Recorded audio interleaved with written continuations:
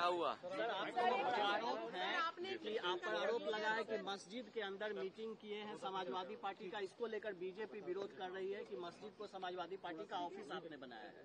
फिर बोलो सर, आपने जो कल पार्लियामेंट बॉक्स में मीटिंग करी उसको लेकर बीजेपी कह रही है ये पॉलिटिकल पार्टी का ऑफिस आपने बना दिया है, जो रिलीजियस इंस्टीट्यूशन है, और वो भी कह रहे हैं इस प्रोटेस्ट में वो भी जाएंगे आज। मैं आपका धन्यवाद देता हूं। आप लोग भी बीजेपी के चक्कर में फंस गए। मैं आपसे, क्योंकि ये धार्मिक लोग हैं जो मेरे बगल में खड़े हैं, मुझे नहीं पता था कि आप लोग मिल लेंगे, मुझे मुलाकात हो जाएगी आपसे और एक ऐसा सवाल आएगा। मैं केवल इतना जानता हूं कि आस्था जोड़ती है। किसी भी धर्म या कोई आस्था है, वो आस्था जोड़ती है, और जो आस्था जोड़ने का काम करती है हम उसके साथ हैं। बीजेपी को यही तकलीफ है कि कोई जुड़े नहीं, दूरियां बनी रहें। तो आस्था जोड़ने का काम करती है और इसलिए हम लोग हर आस्था पर आस्था रखते हैं। पर उनका मत ये है कि पॉलिटिकल मीटिंग नहीं लगा रहे हैं कि अब बीजेपी के कहने से, अब बीजेपी को मीठे से तकलीफ होगी तो मीठा छोड़ देंगे? बीजेपी कहेगी नमकीन खाइए तो नमकीन खाएंगे क्या? तो बीजेपी क्या कर रही है, बीजेपी को आप भी जानते हो, बीजेपी को आप सब जानते हो। बीजेपी का हथियार ही धर्म है। सर, उनका अल्पसंख्यक मोर्चा जो है वो इस पर प्रोटेस्ट कर रहा है बीजेपी का, कह रहे हैं आज वो भी जाएंगे, वो भी मीटिंग करेंगे। उनके पास ये भी संगठन है।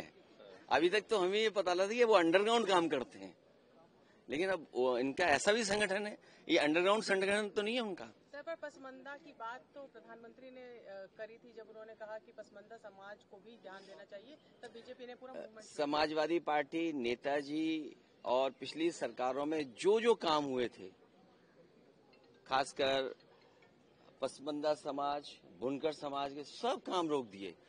अब एक काम कर दें बीजेपी के लोग, अगर इतना उनके अंदर है पसमंदा समाज के लिए, कि जो नेताजी ने कभी और समाजवादी पार्टी ने बिजली फ्री की थी, वो बिजली फ्री कर दें। आप देख रहे हैं उत्तर प्रदेश में बिजली मंत्री का क्या हाल है, क्या हाल है। जहां जा रहे हैं बिजली नहीं जा रही, मतलब बिजली चली जा रही है, बिजली है ही नहीं। जहां जा रहे हैं बिजली मंत्री, वहीं बिजली चली जा रही है। एसआईआर को लेकर क्या कहना है? उत्तर प्रदेश में धर्मांतरण के मामले बहुत ज्यादा आ रहे हैं और बीजेपी ये आरोप लगा रही है कि सबका। अरे लोग धर्म नहीं, लोगों ने अपना सब कामकाज बदल लिया, पहनावा बदल लिया। आपको नहीं पता, किसी ने पहनावा बदल कर कुछ कब्जा कर लिया है। एसआईआर को लेकर क्या कहना है? बिहार में जो मतदाता पुनरीक्षण मामला है, देखिए, उस सवाल पर हम सब विपक्ष के लोग एक साथ हैं, इसलिए क्योंकि चुनाव आयोग पे समय समय पर उंगली उठी है। और उत्तर प्रदेश के चुनाव को लेकर के मैंने कई बार आपसे बोला है कि उपचुनाव देख लीजिए कि किस तरह बेईमानी की। इलेक्शन कमीशन की जिम्मेदारी ये बनती है कि ज्यादा वोट डालने आए लोग, किसी का वोट बनना न छूटे, लेकिन इधर दूसरी एक्सरसाइज कर रहे हैं कि वोट कैसे काटे जाए।